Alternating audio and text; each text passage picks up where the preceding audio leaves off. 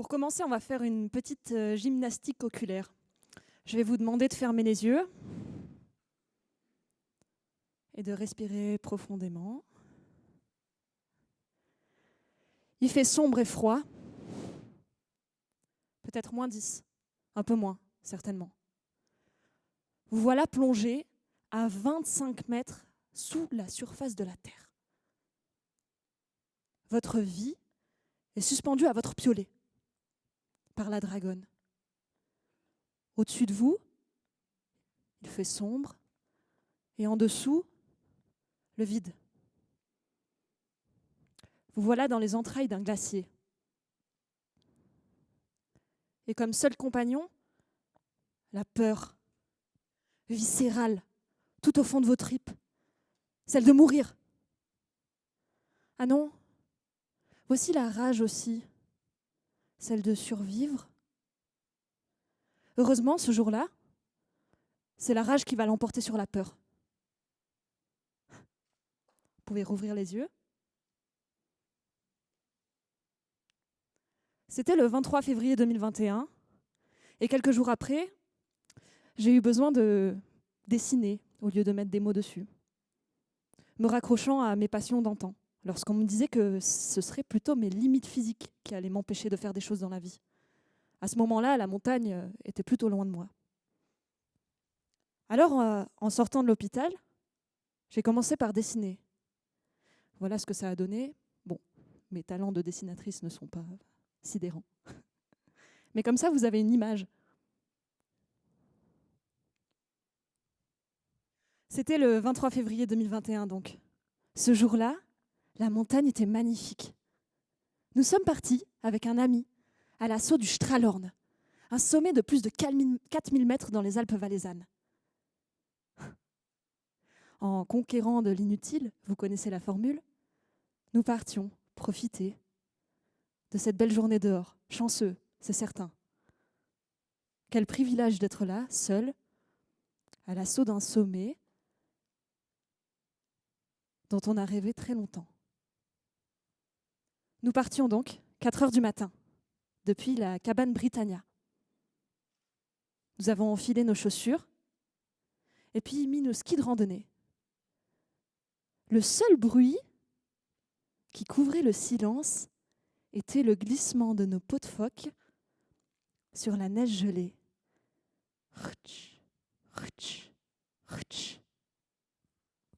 15 mètres de corde nous séparaient, mon ami et moi. Il y a peu de place pour les bavardages à ce moment-là, c'est sûr. Mais les pensées suffisent. Et le ciel étoilé aussi. Quelle chance d'être là, on se répétait. C'est vrai, quoi. Voilà le sommet déjà. Ou, ouf, enfin le sommet peut-être.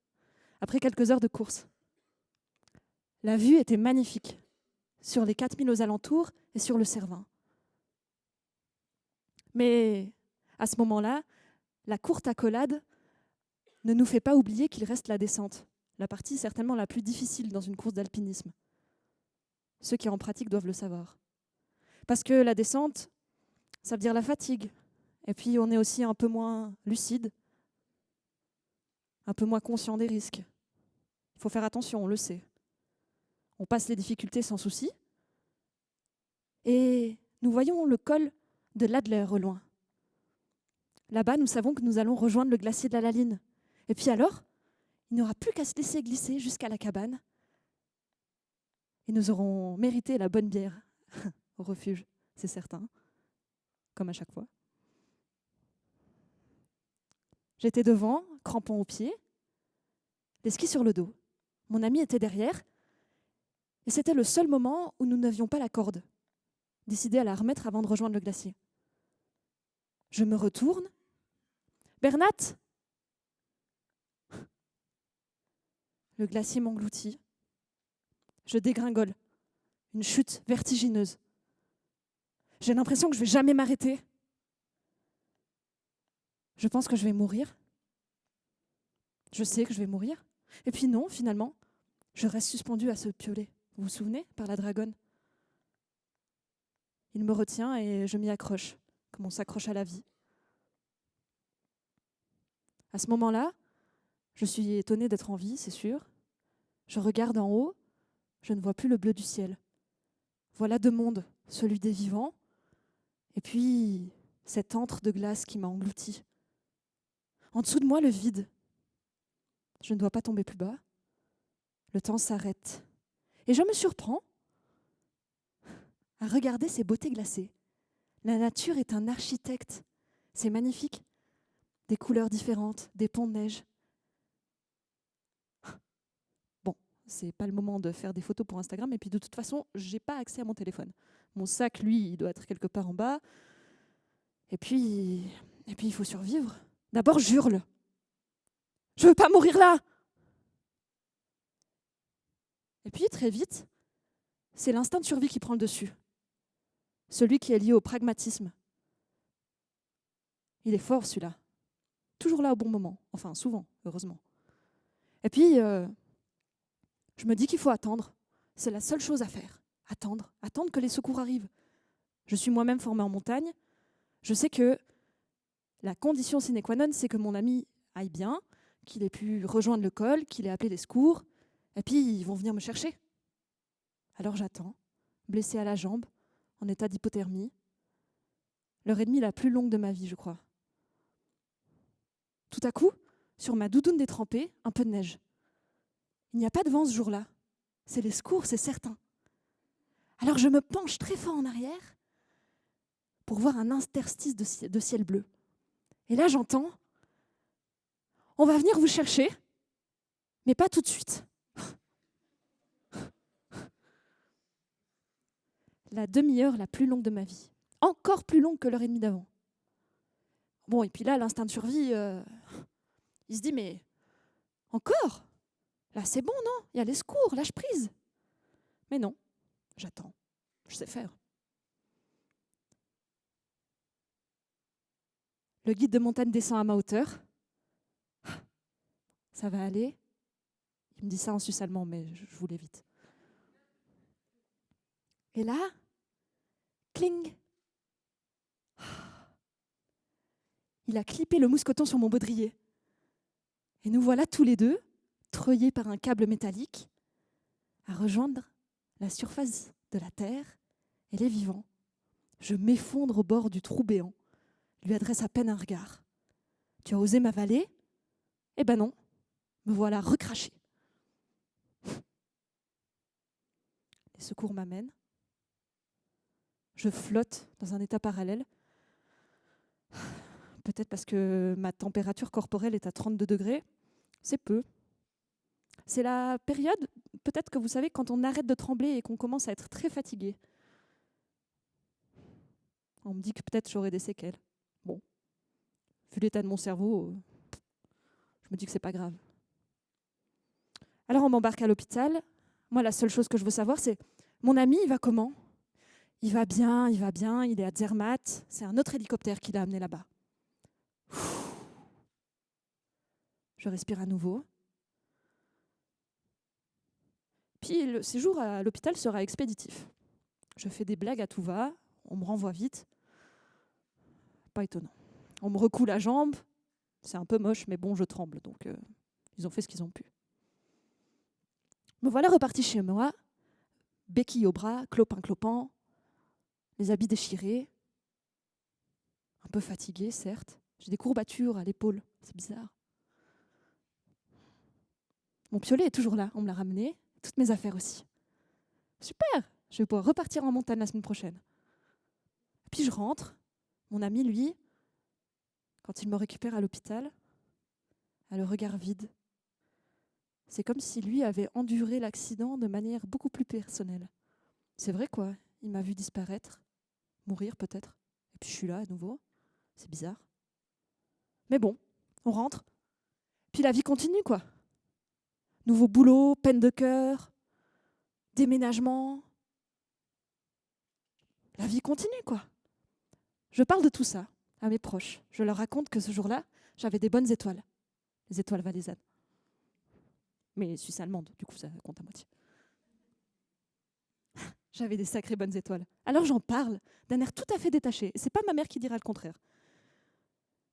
Et puis les récits d'alpinistes amateurs ou de montagnards, appelons-les comme nous voulons, sont assez fascinants, n'est-ce pas?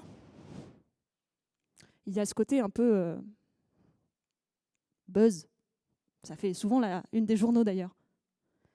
Puis c'est pas tous les jours que quelqu'un tombe dans une crevasse et en ressort vivant, c'est clair. Donc bon, je raconte mon histoire et puis la curiosité s'éteint, c'est comme tout, et la vie continue. Plusieurs mois plus tard, je me rends compte qu'en fait, le glacier, il a avalé une partie de mon âme, en tout cas de mon énergie vitale, ça c'est sûr. Je ressens plus rien, je suis vide, déchirée, en petits morceaux en fait. Je comprendrai que bien plus tard que c'est ce qu'on appelle le post-traumatisme. Et que parfois c'est un peu dur à gérer. Alors j'ai osé le dire à personne. Il m'a fallu me rendre compte que je me sentais comme le pantalon que je portais ce jour-là, déchiré, en lambeaux. Et pourtant, cette vieille relique, je ne voulais pas l'acheter à la poubelle. C'était la même chose avec ce que je ressentais. De la tristesse profonde, de la mélancolie un peu aussi. Et puis il a fallu du temps, encore du temps, pour que je puisse refaire ma trace, une trace nouvelle en montagne. J'y ai passé beaucoup de temps, j'allais plus sur les glaciers, j'allais beaucoup toute seule. J'arrivais plus à supporter les autres et leurs regards, leur injonction à être heureuse. Mais t'as survécu, c'est magnifique. Croque la vie à plein dents, encore plus qu'avant.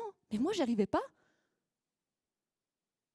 Il m'a fallu comprendre que souvent, les limites, elles sont pas physiques en fait. Elles sont plutôt intérieures, surtout en montagne. En montagne, on n'ose pas dire qu'on a peur. On n'ose pas avouer nos faiblesses. Pourtant, elles sont là. On en a tous et toutes, c'est normal. Mais en montagne, ce milieu qui aime accumuler le D+, les kilomètres, les coms sur Strava, etc., etc., il y a peu de place pour les échecs et pour avouer qu'on a peur. En fait, c'est ça qu'il a fallu. Que je prenne conscience que mes peurs qui étaient là, j'avais le droit de les ressentir. J'avais le droit de les partager aussi. Même avec mes compagnons de cordée. Parce que vous savez, dans le monde de la montagne, et je suis sûre qu'il y en a parmi vous qui font de la montagne, j'ai vu les t-shirts, et puis bon, on est en Gruyère, on n'a pas trop le choix. Hein. Quand on est en montagne, surtout quand on est une fille, on n'ose pas trop dire qu'on a peur. Pourtant, ce jour-là, le 23 février 2021, j'aurais dû dire à mon ami que j'allais pas bien. On aurait dû faire demi-tour. Bon, avec des scies, on pourrait refaire le monde, pas vrai? Puis quand je me suis rendu compte de ça, je me suis dit qu'il fallait un sacré travail pour que mes peurs deviennent mes compagnons, mes nouveaux compagnons de cordée. Et que j'arrête de les prendre comme des ennemis, en fait. On nous dit souvent il faut dépasser ses limites, aller contre ses peurs, les mettre de côté. Mais non, je crois pas. Je crois qu'on peut les prendre avec bienveillance. On peut faire en sorte que ce soit elles qui fixent nos limites mentales et physiques. On a le droit de les ressentir, de les partager,